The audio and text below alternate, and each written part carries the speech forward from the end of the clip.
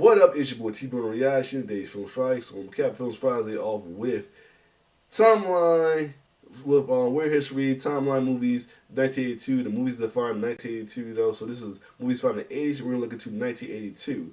1982 has some great movies as well too. One of the biggest, the most known movie at the time was E.T., as well as many other moments in movies as well too. So without further ado, let's check out these defining moments of movies and stuff that happened within the film industry in 1982. Let's get it.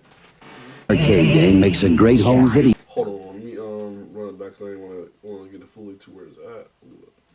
There we go. Not every great movie or great arcade game makes a great home video game. That's why when Mattel Electronics turned Tron into Tron Home Video Games, we made sure the excitement of Tron gameplay found its way into your home. 1982 was going to be the nerdiest year of film anyone had ever seen, as pulp genre films took over the mainstream in a major way. Most of the world would get their first look at computer-generated special effects in Tron. A weirdly fleshy alien would capture hearts around the entire world, a different fleshy alien would try to take over the world, a blade would run, and Conan would barbarian. Honestly, it was hard to imagine what other movies could do to compete. The hell with you! Plus, there were some pretty good dramas for all the grown-ups, and one of the darkest animated films ever made, for the kids who were too young to go see Poltergeist. We're taking you through all of the best movie-related news and events of the 1980s. This is Timeline Movies.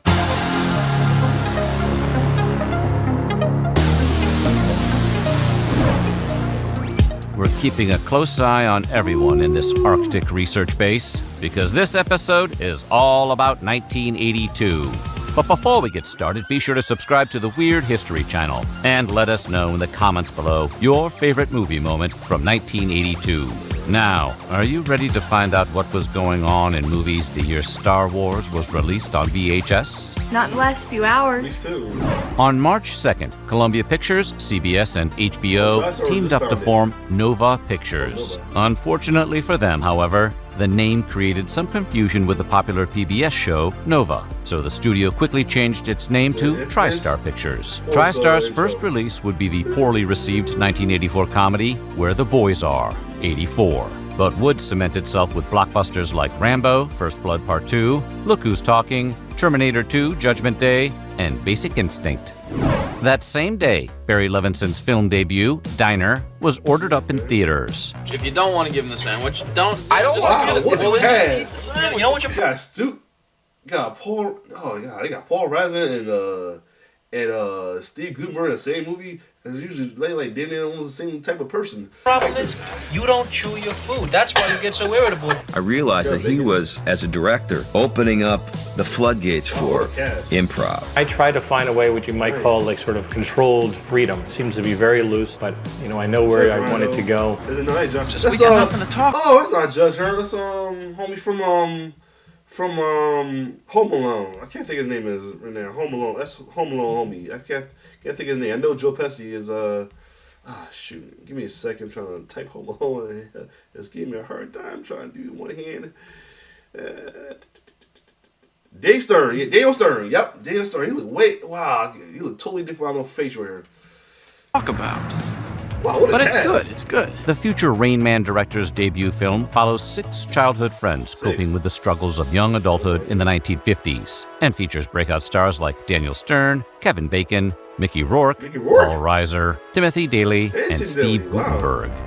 Comic actor John Belushi died today at a rented hotel bungalow in the Hollywood Hills. Authorities say that cause of death is believed to have been a heart attack. On March 5th, Saturday Night Live legend John Belushi was found dead at the Chateau Marmont in Los Angeles, having suffered a fatal overdose. Kathy Smith ultimately served 15 months in prison for supplying the 33-year-old comedian with the narcotics that ended his life. On March 15th, 1982, Raging Bull actress Teresa Saldana was brutally attacked at her Los Angeles home by a stalker who had tracked her down using a private investigator. Saldana, who spent 4 months recovering, played herself in a TV movie about the incident and spent the rest of her life raising awareness about stalking before passing away in 2016. Later on in the month, the film adaptation of the smash hit Broadway musical Annie was left on the doorstep of theaters on March 21st. It's well idea to have an orphan for a week, Mr. Warbucks, even if it's only for your image. Despite being only a modest success compared to the musical, Annie has been adapted several more times over the years with Oscar-winning stars like Kathy Bates and Jamie Foxx. This is the 54th year of this award show, and coincidentally, this is the 54th award show of this year. I don't know about you, but I think we ought to get together next month after the Popcorn Manufacturer's Golden Bucket Awards and cool it for a while. And March 29th brought the 54th Academy Awards, which were hosted for the 4th consecutive year by Tonight Show host Johnny Carson. Despite big wins for John Gielgud, Maureen Stapleton, Katharine Hepburn, and Warren Beatty, the biggest winner of the night was Raiders of the Lost Ark. Raiders of the Lost Ark. Raiders of the Lost Ark. which took home 5 awards. After its March 16th premiere in Madrid, Conan the Barbarian opened in the U.S. on May 14th. Hell, that's the skin that's on Mortal Kombat 1. Pleases you, Crom. So grant me one request. Grant me revenge. Based on the pulp hero created by Robert E. Howard, the movie starred little-known Arnold Schwarzenegger. The film divided critics like a broadsword, but it was a box office success and turned Schwarzenegger into a bankable star.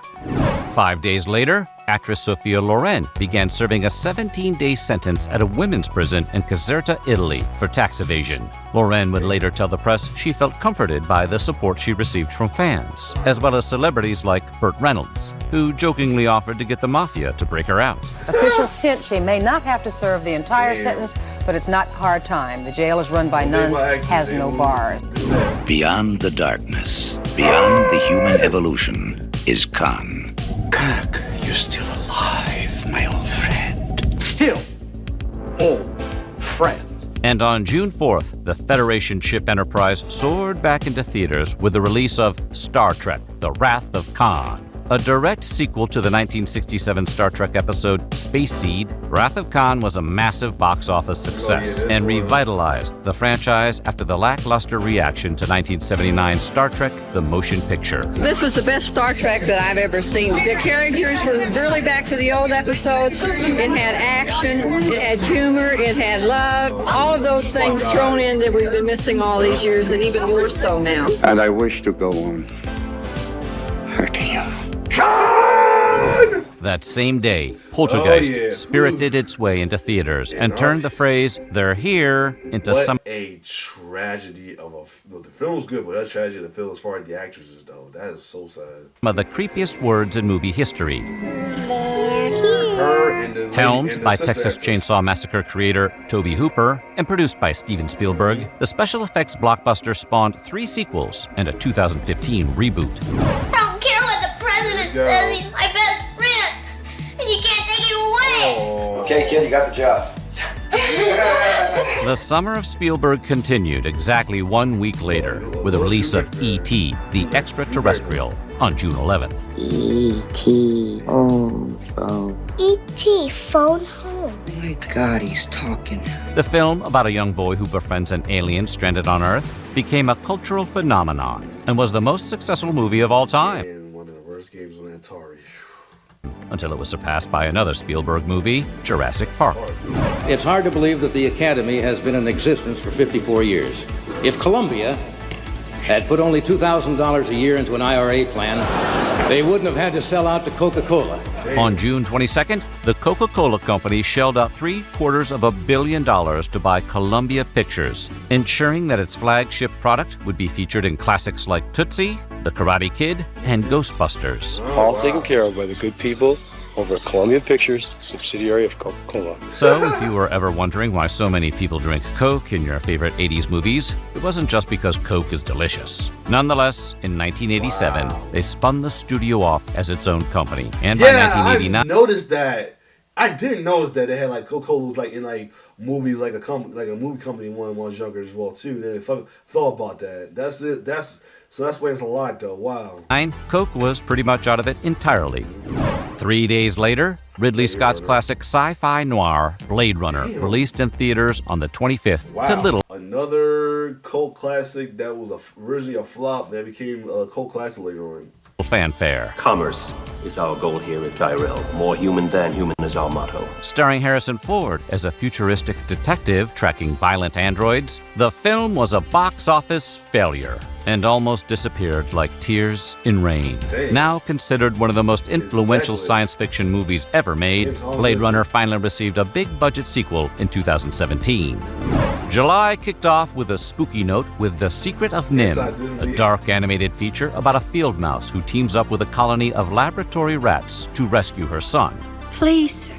I'll do anything to save Timmy. Go to the rats. It was the first film directed by animator Don Bluth, who had left Disney Animation with a team of colleagues after growing frustrated with Disney's bureaucracy and sought to recapture the studio's former magic in his own productions. With The Secret of Nim, we're trying to tell a very definite story that has a little bit of... Like a lot of like, you know, there's a lot of like animation movies that's not Disney got in other companies. That's crazy.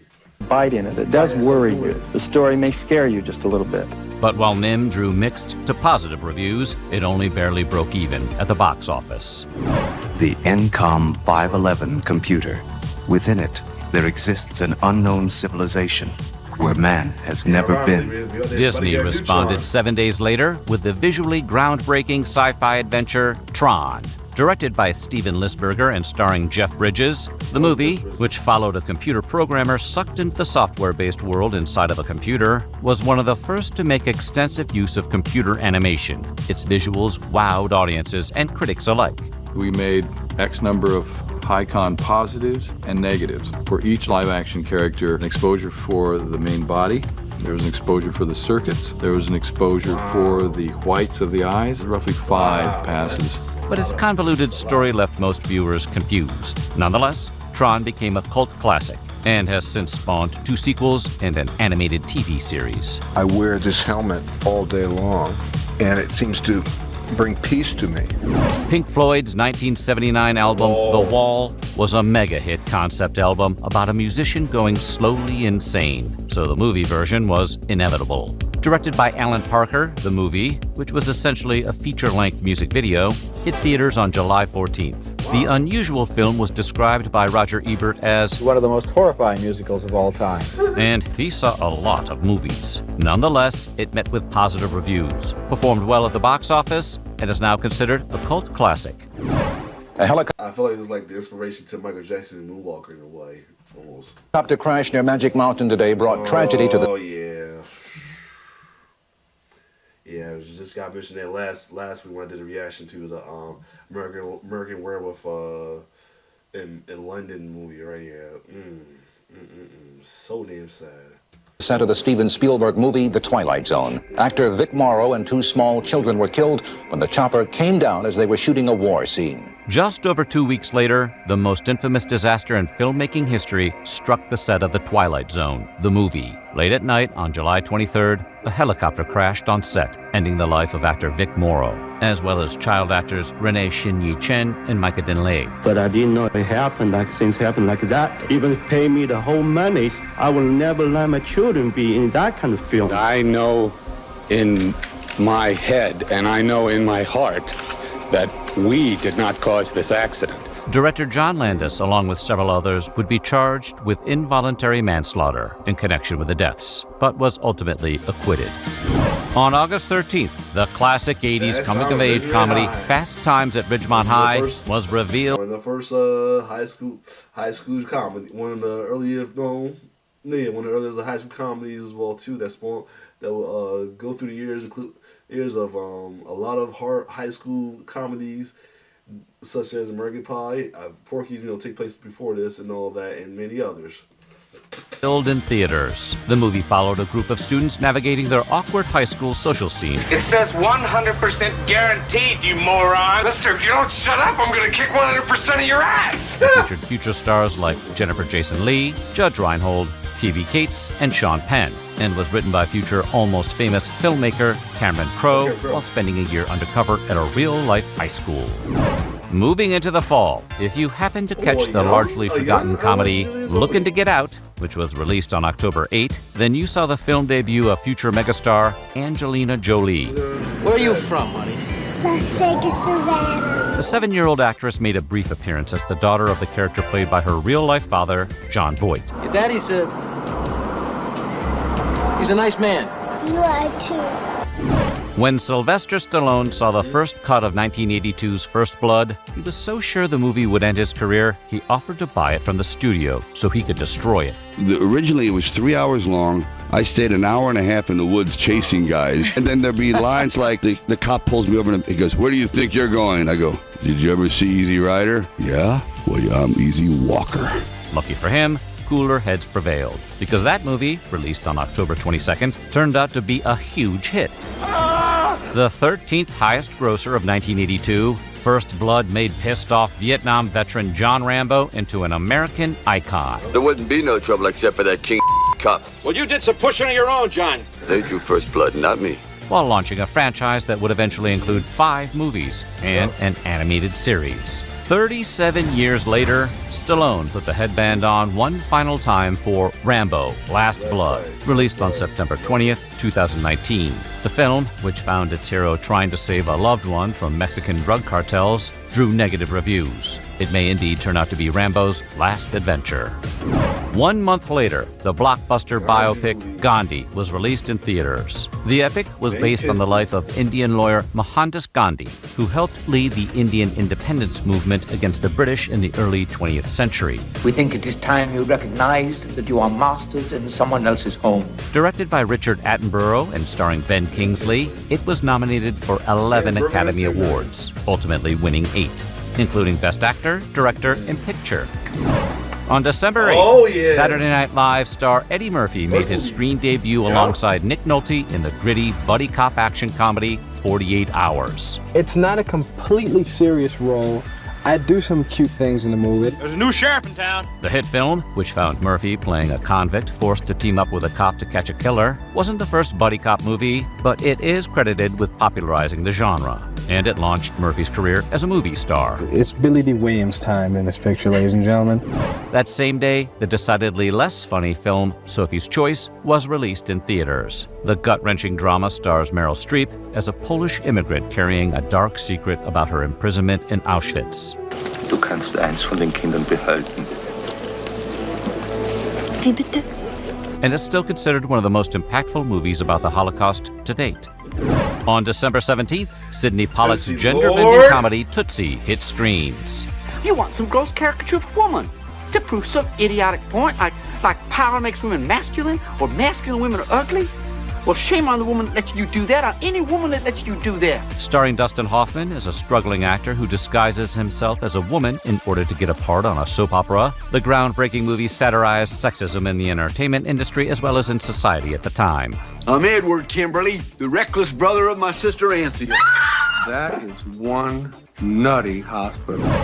Finally, Ned Tannen closed out the year by resigning as president of Universal Pictures on December 27th. Tannen supervised some of the studio's biggest hits, including classics like Jaws and E.T. And he is the namesake of Back to the Future villain Biff Tannen. He didn't go far, though. Tannen started a production company that made 80s classics like 16 Candles and St. Elmo's Fire. And in 1984, became president of Paramount Pictures. So what do you think? And what was your fondest movie? Cool.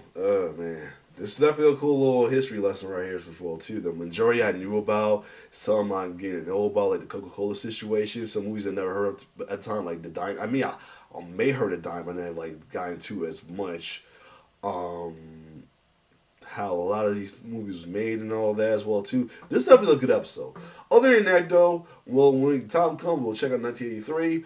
If you like my reaction, like, share, subscribe to my YouTube channel. It's your boy T-Bird signing off. One love.